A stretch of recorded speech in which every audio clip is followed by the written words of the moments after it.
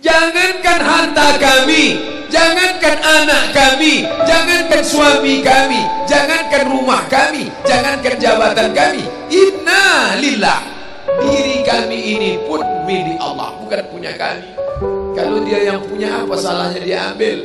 Maka ketika harta diambil, salah satu yang membuat manusia kehilangan ketika dia merasa memiliki. Ini punya saya, ini milik saya. Kalau orang sudah terlampau memiliki, maka ketika hilang muncul kekecewaan. Maka jangan pernah merasa memiliki hak mutlak. Ini rumah punya siapa? Rumah punya saya, namanya nama saya. Tapi itu titipan Allah, kapan dia mau diambil. Kalau yang menitipkan mengambil, tempat penitipan barang, kita cuma tukang jaga. Pak, titip helm ya? Ya, ini nomornya. Pak, titip mobil ya? Ya, ini parkirnya. Pak, titip HP ya? Ya, ini. Pak, titip tas ya? Ya. Kita cuma penjaga barang titipan. Lalu ketika pemiliknya mengambil, kenapa marah? Orang bukan punya kita kok. Ketika salah sangka, makanya kita ini selalu sering salah sangka. Kita sangka punya kita, padahal bukan punya kita. Makanya ujung surat Al-Baqarah, baca setiap hari. Asar dibaca sekali, subuh dibaca sekali dalam maksurat. Lillahi ma fis samawati wa ma fil ardh. Itu bukan mantra. Orang baca cepat karena ingin mau baca cepat maksurat. Lillahi ma fis samawati wa fil ardh.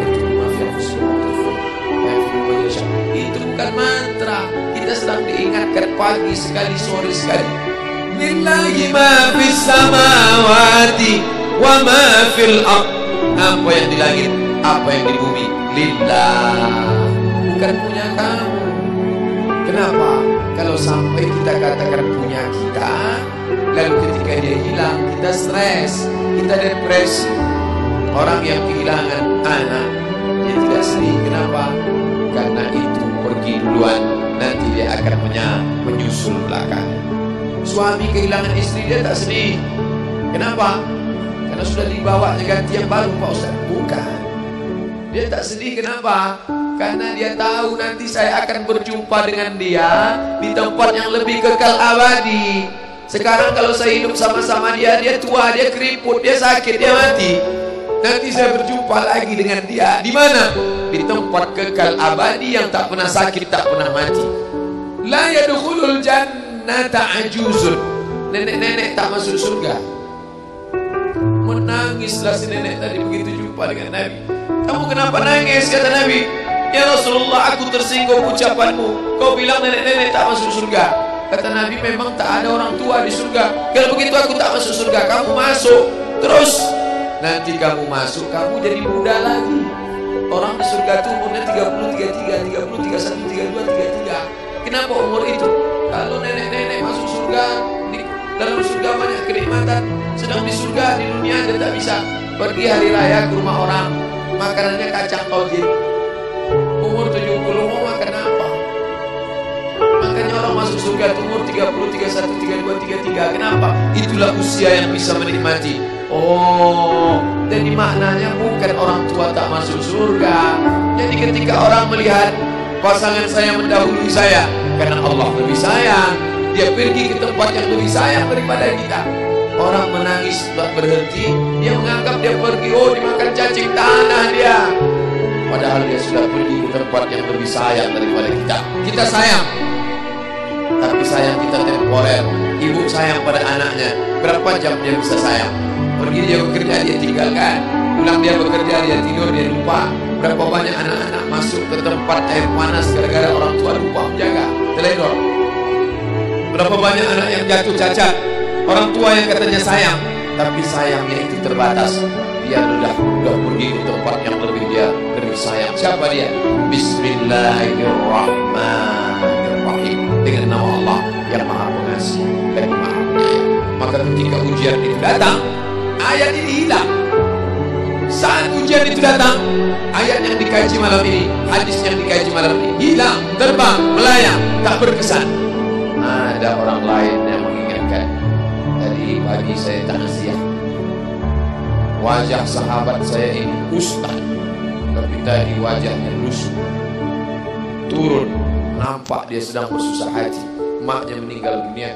Saya bisikkan ke telinganya satu kalimat, satu ayat, inna lillahi wa inna ilaihi raji'un. Waktu datang, waktu mau pulang saya peluk kuat dia, inna lillahi wa inna ilaihi raji'un. Apa tak tahu dia ayat itu? Tahu, dia ustaz, dia sering menceramahkan ayat itu, dia hafal ayat itu. Kenapa ustaz ingatkan? Hari itu ayat itu hilang dari kepalanya. Yang terbayang adalah wajah ibunya yang dulu membesarkan dia 9 bulan 10 hari menyusukannya, 2 tahun membesarkannya, 9 bulan 10 hari mengandungnya, 2 tahun dia susukan, mengalir darah si ibu dalam badannya. Saat melihat ibunya terbujur kaku, hilang ayat itu, hilang hadis itu. Datang orang lain mengingatkan dia, ditepuknya bahunya, wabasyiris sabirin, berikan kabar gembira kepada yang orang sabar. Alladzina idza asabatuhum musibah, ketika ujian itu datang, qalu, mereka berkata, inna lillahi wa inna ilaihi raji'un. Tapi tak semuanya tahan, tak semuanya kuat. Ketika ujian itu datang, as-sadmatul ula, innamas sabru fi sadmatil ula, pukulan. Ketika pukulan itu datang bergoncang.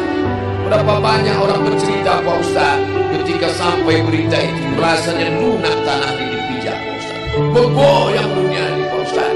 Pukulan yang sangat kuat. Dan tak jarang ketika pukulan itu datang bertubi-tubi, akhirnya dia mulai senyum. Selama ini nengok orang lewat sini, lama-lama nengok oplet lewat sini.